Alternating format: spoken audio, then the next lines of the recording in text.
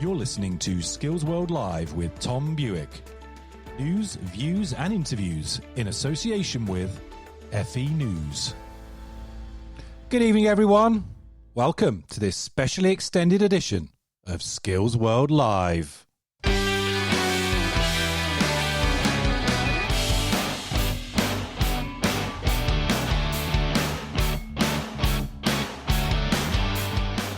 Extended because tonight we are making an important anniversary. We're marking an important anniversary, a landmark report, the Augar review of post-18 education in England. Not 60 but 75 glorious minutes of topical debate is about to follow in the areas that matter to many of the thousands of people in our country today who work in Skills World. And not forgetting, of course, the millions of students and apprentices who rely on a skills ecosystem that makes all the difference to whether or not we can live in a country founded on both productivity and prosperity. Stay tuned, folks, for this landmark show as we go behind the headlines and ask a very pertinent question. 1 year on, will Augar happen?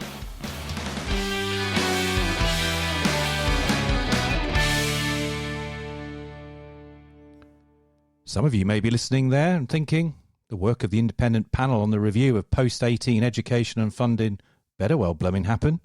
And there will be others tuned in that might be secretly hoping the 200-page report with its 53 detailed recommendations might be quietly buried under a mound of coronavirus guidance in Sanctuary Buildings, Great Smith Street, London. I'm talking, of course, about the home of the great leader and England's Education Secretary, Gavin Williamson, who after nearly 6 months in the job has still not made a single official utterance about his vision for post-18 education and what recommendations of the Augar review, if any, his government is prepared to implement. It has some sector leaders suspecting a backseat driver in number 10 Downing Street. And no, I'm not talking about the person that drove 260 miles from Islington to County Durham during the lockdown, but instead another high up in the Prime Minister's policy bunker. I'm talking about Professor, the Baroness Alison Wolfe, that stalwart of Conservative skills policy since 2010, an Augar panel member, and whose influence on the whole FE system, for good or ill, has been perhaps more significant than the fleeting periods in office of any one particular skills minister. Which is why tonight's anniversary is so important. It is the post-18 sector's opportunity to road test again the Augar principles and debate, in the light of COVID-19, which recommendations they think we should keep and which we might junk. You're listening to Skills World Live with Tom Buick.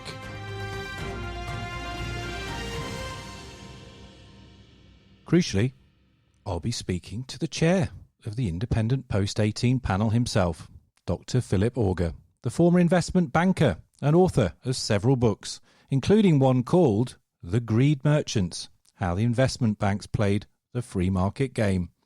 And talking of games, like musical chairs, we'll be working hard across the show segments this evening to canvass the widest possible opinions and viewpoints. We've got Sally Dickett's of Activate Learning and Mark Dorr, the boss of ALP, back on the show to chew over the fat with me and debate the extent to which FE colleges and independent training providers would prosper under the Augar panel's recommendations. I'll be catching up with my fab colleague, David Gallagher, the boss of NCFE, who will be in the same segment as the Universities UK rep, Chris Hale. And finally, as part of a slightly extended show, the City and Guild Supremo, Kirsty Donnelly MBE, will be swapping her usual Stand Up for Skills presenter hat, that's tomorrow's show, to be an expert guest contributor alongside Nick Hillman, the outspoken Higher Education Policy Institute boss, who is already cock-a-hoop that the central plank of Augar's recommendations to reduce the cap on HE tuition fees to £7,500 has apparently been repudiated by Augar himself. Stay listening, folks. We've got a cracking show lined up for you this evening. But first, let's find out what's making the news headlines in your skills world tonight.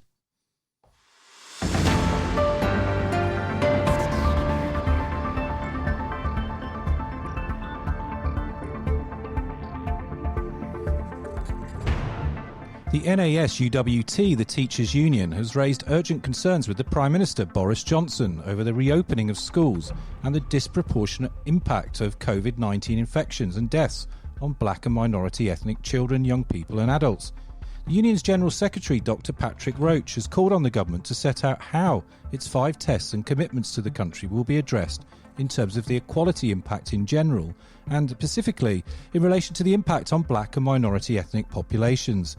These demands arrive at a time when the Schools Minister, Nick Gibb, has told MPs that the Department for Education has committed £100 million to disadvantaged students, providing children with a social worker, free laptops and routers.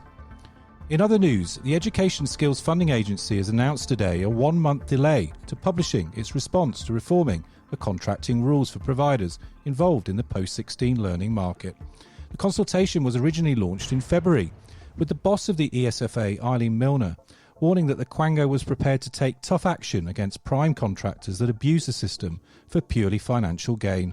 A number of new rules are expected to be adopted, including a cap of the amount a prime can subcontract to another provider. And finally, later this week, the Arts Council in England will begin to distribute 25,000 art activity packs to children and young people across the country. The Let's Create packs, funded by the National Lottery, are aimed at primary and secondary school-aged children who are currently most in need of support. Each of the packs will contain art supplies, including pens, pencils, paper, crayons and a scrapbook, as well as a booklet with a selection of creative activities. Further details are on this programme's website. That's all your Skills World news from fenews.co.uk.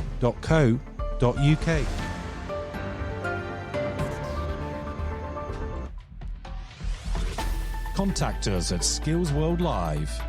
Email skillsworld@fenews.co.uk. Follow us on Twitter @Tom Buick, @FENews. Use the hashtag SkillsWorld. Call us on 02032 900 111. That's 02032 900 111.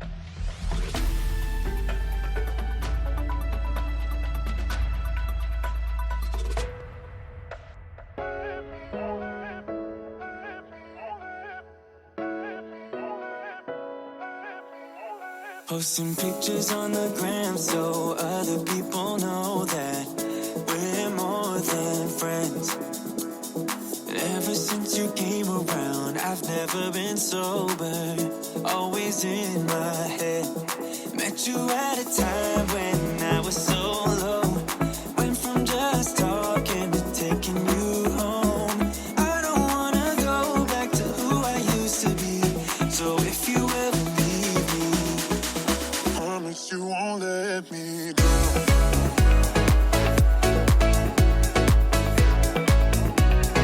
Promise you won't let me. Promise you won't let me.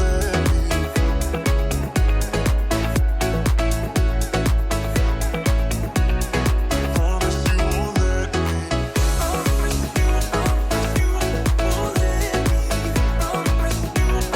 Promise you won't let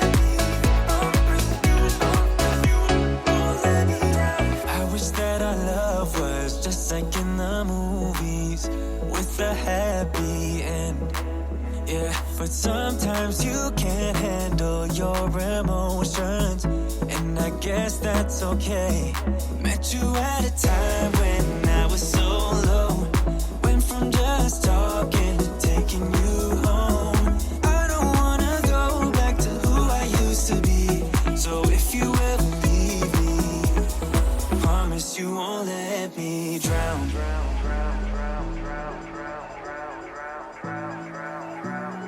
Promise you won't let me drown.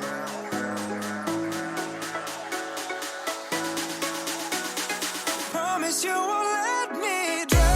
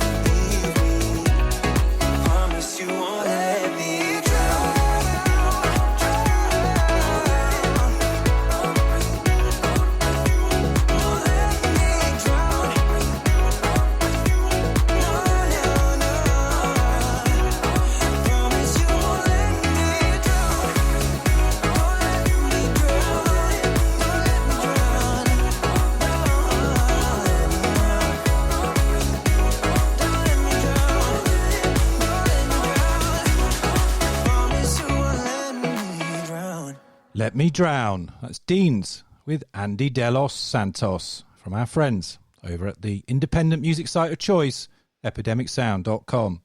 To kick off tonight's important debate about the anniversary of what is this landmark report on post-18 education in England, I'm delighted to be joined by the former chair of the independent review panel, Dr. Philip Augar, who joins us on the line now. Good evening, Philip. Good evening, Tom. How are things? Yeah, very well, thanks. I'm loving broadcasting this show every evening from my man cave here in Sussex. It's great to get so many brilliant guests on, and really good as well, Dr. Augar, to get you on as well. You've set the bar very high. I'll try and live up to that. Okay. I'm speaking in a personal capacity. Obviously, I'm no longer chair of that panel, but as long as you'll understand that. Yeah. Indeed. I did say actually there that you're the former chair now of the independent review panel, but an important report nevertheless. Now, the 30th of May, this Saturday, will mark the actual anniversary of the publication of your report. There are many commentators in the sector and beyond who describe your 200-page publication as the most significant contribution to tertiary education in England since Lord Robbins presented his report to Parliament in 1963. Now, interestingly, the Robbins report, with its 269 pages, I checked earlier, and 19 chapters of recommendations for HE and FE, were accepted almost immediately by ministers on the 24th of October 1963. Why do you think the current government has just been so slow to accept your report's recommendations as the basis to reform post-18 tertiary education going forward? There's a lot to unpack in that Sure. question, Tom. I guess the main one, though, is why hasn't it been implemented when it was so welcomed by the sector? Well, let's just try and unpack that a bit. So it was a comprehensive report. I think a lot of credit should go to the then Prime Minister, Theresa May, who asked the right question, because it was the first time that a panel such as the panel that I chaired, and it was an incredibly strong panel. I was the chair, 5 independent-minded experts in all parts of the sector.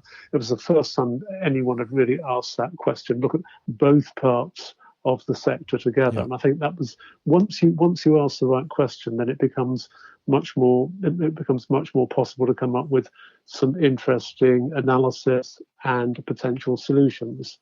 Obviously, what happened quite soon after that was that the Prime Minister that commissioned the report was replaced, and there's been some turnover in ministers and at Secretary of State level since then. But the government has said that it will respond later this year, and it's had quite a lot of other things on its plate, Brexit, and then more recently COVID, obviously. But I think the expectation is that there will be a response at around the same time as the comprehensive spending review. Yeah, and also potentially I would have thought the FE white paper, which has already been announced by the Secretary of State as, in quotes, really revolutionary. So presumably, one could assume that some of your recommendations, if not all of them, will make it into that important white paper and any legislation that follows.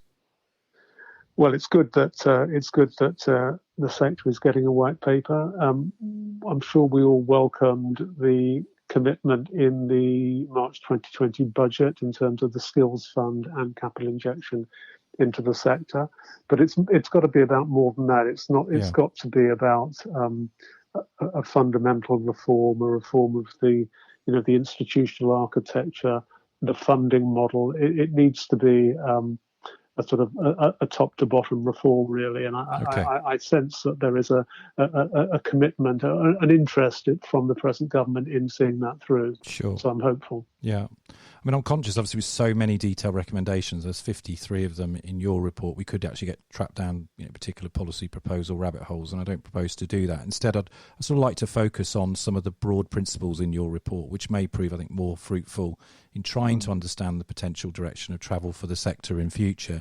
Let's take the issue of marketisation in post-18, something you see as an almost unique feature of the English post-18 education model since 1998. I mean, from reading the report, you get the impression that both you and your fellow panel members are, shall we say, deeply sceptical of a marketplace in post-18 education and training. I mean, is that a fair conclusion of mine to reach? So the market has brought some benefits, but no market is ever perfect. Sure. That's the point about markets. They overshoot and they undershoot, and they need constant amendment. the issue, I think, in terms of tertiary education, particularly higher education, is that this isn't even a real market because there is no effective price mechanism, and there is no realistic chance of a sort of catastrophic institutional failure. It's hard to imagine a university or a big FE college being allowed just to go out of business. There would have to be some support package. So it's not a proper market. Sure. One, two, markets are not a perfect mechanism. They need amendment and regulation and support. So I think it's the way the report was angled was that this is a market which has some potential, but it needs reform. It needs steering without sort of getting too much hands-on state stuff. So there's a very delicate balance to walk there, and that's what the panel tried to do in its recommendations. Yeah, I mean, I take your point about the too big to fail problem, and indeed, I'm sure with your investment banker background and the books you wrote, following the financial crash, I think you absolutely recognise that. I mean, the country had to bail out those banks because they were too big to fail. So I totally get your point about markets are not perfect, and in any economy, whether that's in the private or the public sector, markets on the whole are managed and regulated. I just thought it was interested in your report, and reading between the lines. I think there is clearly quite a critique of what you uniquely see as the English model of quasi markets, this mixed economy. And I think from what you've also said tonight, you believe there should be a sort of top to bottom reform of that whole approach. I mean, let's look now at investment then in higher education and further education. Again, your report graphically set out in black and white the glaring disparities between the two forms of post-18 institutions, general FE colleges, those ITPs that operate as well in the FE sector, and indeed our universities. Now, in general, there's been over a decade of, some might argue, punishing austerity for FE, and meanwhile it's been boom time for higher education as the English university system has catapulted towards the top of the international league tables as perhaps one of the most expensive systems in the world. They would argue, of course, they're also offering some of the best education in the world, and that's reflected again in those league tables in terms of having, I think, 3 of the top 10 universities of the world are UK based. Now, I mean, you highlighted the lack of STEM graduates and you pointed to evidence on so-called low-value degrees. I mean, your recommendation, for example, of lowering the price of degrees to £7,500 seemed, I think, for most people in the sector at the time, eminently sensible. Why then, in a recent Financial Times article written by you, have you, apparently anyway, appeared to backtracked on that particular proposal? I'd hope that we would spend more time talking on FE than on HE. Sure. Just that we do have university people on tonight's show, and I just wanted to make sure that we talked about that. I mean, I did read your FT article. It was behind the paywall, but I managed to get hold of it. You'll forgive me for saying that. I know that you've done similar interviews, Tom, in your day job, and it's a great tendency for media people always to want to talk about HE. Sure. The point about our report was that we wanted to talk about FE too. Yeah.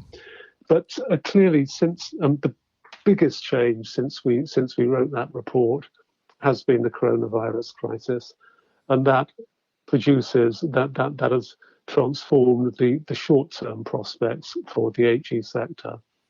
Mm-hmm. I mean, about a third of teaching income comes from overseas students. A lot of that is going to be at risk, certainly in the next year or two, and certainly until my personal opinion is I haven't seen the financials from the sector for the current year, and until we know how that shapes up, I think we have to look at sort of other means, at least temporarily, of fixing the issues that the panel identified. And the point is, those issues actually, given the pandemic, actually require fixing now even more than they ever did before. It's now absolutely essential that we don't waste a penny of public money spent on tertiary education. It's absolutely essential that the young people who are coming through the system are equipped with the skills, the relevant skills that the economy needs. This has to be a very sharp, focused, really, really good offer. our country and other countries are going to be paying down debt for a very long time. Sure. Skills are where we are going to drive the productivity that will drive the growth that will enable us to survive in this really harsh world. Yeah. And look, I mean, I promise you, I'm going to move back on to FE for these last two questions before, obviously, alas, we have to end the interview. But just coming back to the £7,500, and I mean, it just felt to me the argument actually that you were making was a very compelling reason to stick with your original recommendation. I take the point that obviously the impact of the pandemic, not least for universities, for example, not being able to perhaps attract as many international students. They've been, a huge breadwinner for the sector in the recent past. Is it still not the case, though, that sticking with that original recommendation and lowering the price, that might open up then opportunities perhaps for other parts of the tertiary education system to take advantage? I mean, in your own report, you talked about the level 4, level 5, the missing middle challenge, with potentially more unemployment, youth and adult unemployment on the way. There's all sorts of new, innovative, flexible ways in which the state could decide to spend that equivalent of £9,500 in loans per student each year, couldn't it? I mean, I like a lot of the words in those sentences, Tom. I like the missing middle point, the level 4, 5 they're stuff. your words, not I mine. like the idea that this problem can be fixed sometimes by universities, sometimes by FE colleges, Sure. perhaps by both working together. I like the idea that it can be fixed with a flexible solution. I think all of that is where the post-18 report was driving, and I personally still very much believe in that.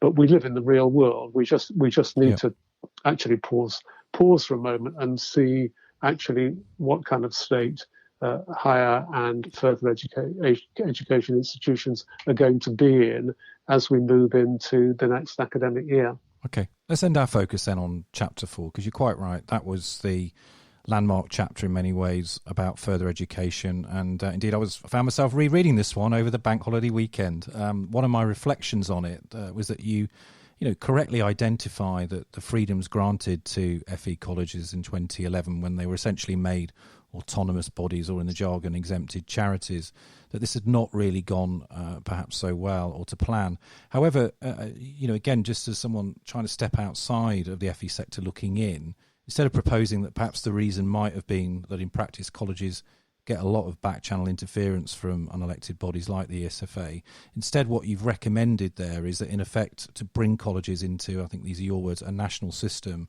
with protected title status, with far more coordination of what colleges plan and deliver than is the case now. Again, it's probably one of those questions you need to unpack a bit, but could you tell us more about what your vision is then for FE colleges in the report around issues like protected status, central coordination?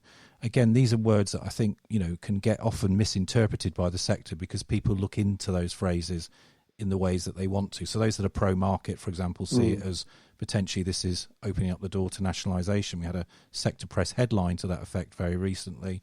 Others are not so scared off by that. And, talking to the boss of the AOC recently, he was very clear it was about encouraging collaboration. Much of that partnership and collaboration, of course, already happening. Where do you sit in that debate? I wouldn't actually start there. I'll come on to that in a minute. I think the first thing that has to happen is that the funding has to be put right. Okay. So that means that the adult education budget has to be increased. The administration of it has to be simplified. The bureaucracy needs to be cut down. Colleges spend far too much time sort of navigating their way around an absolute maze, which is unnecessary. Secondly, entitlements have to be increased. The way that entitlements for some marginalised learners were cut back over the last, not just the last government or the one before that, or even the one before that, but over the last few governments, that needs to be reversed as well.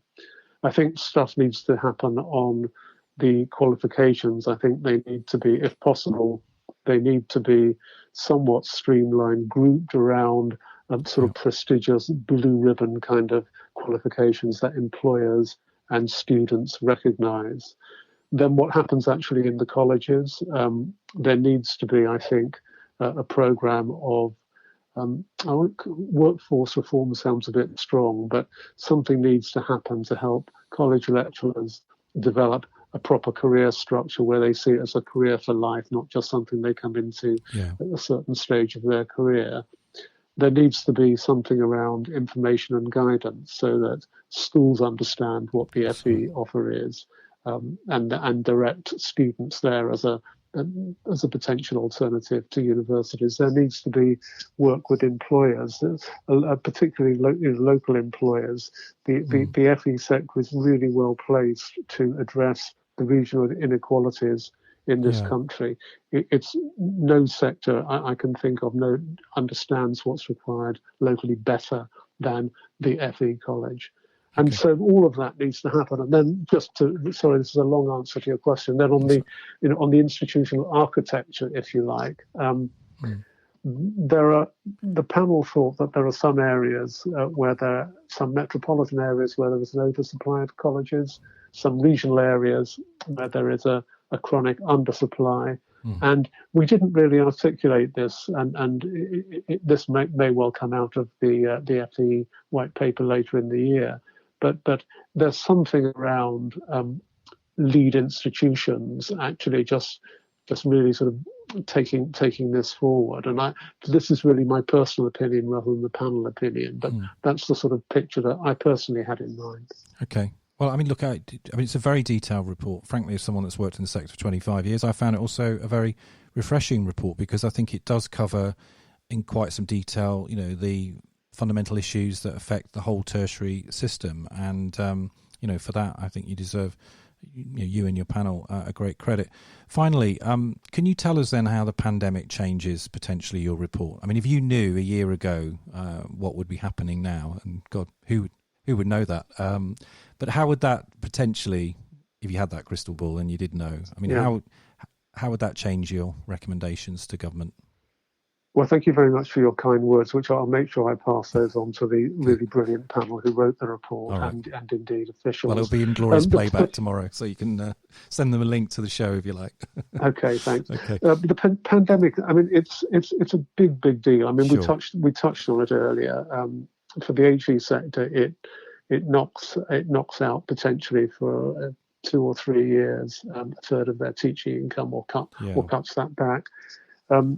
For the FE sector, in the short term, there'll presumably be some interruption to commercial activities, but it just makes the whole thing. It just makes tertiary education absolutely essential as part of our response. The pandemic is not just a health issue, although clearly that's the sort of troubling thing at the moment. But there are going to be social and economic consequences. We have to equip our young people with the skills that the economy will need.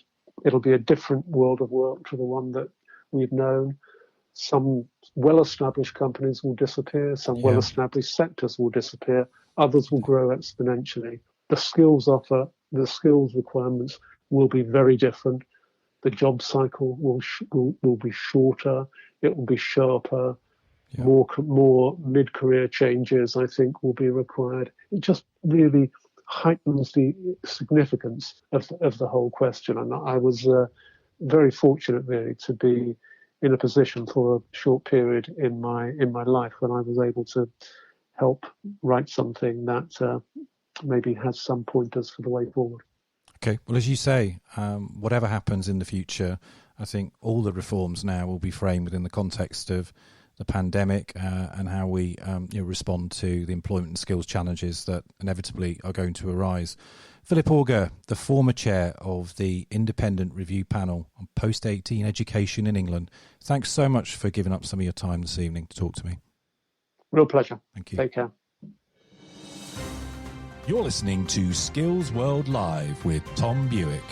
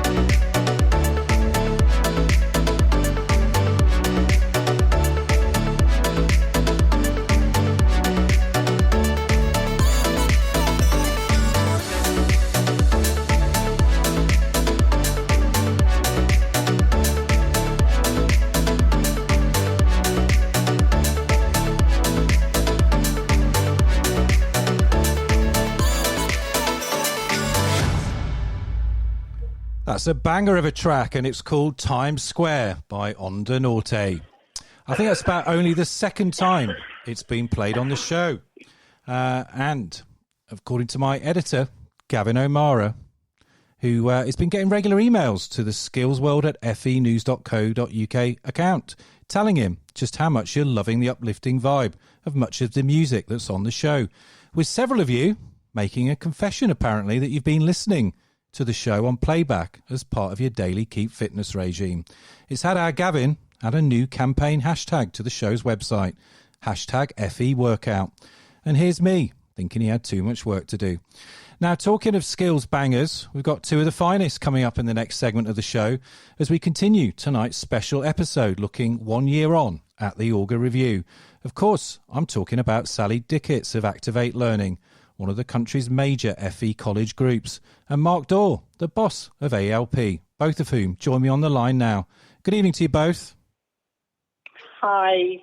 Hi, Mark. Hi, Tom. Hi. Welcome back to the show, both of you. Now, Sally, let's start with you. Augar clearly has a lot of ambitions for further education, and on the whole, his report, I think, was quite well received, certainly by FE. What, though, from an FE college perspective, do you think about his panel's proposals for the sector? Maybe you're listening just there as well to his interview, but what are you perhaps less keen on?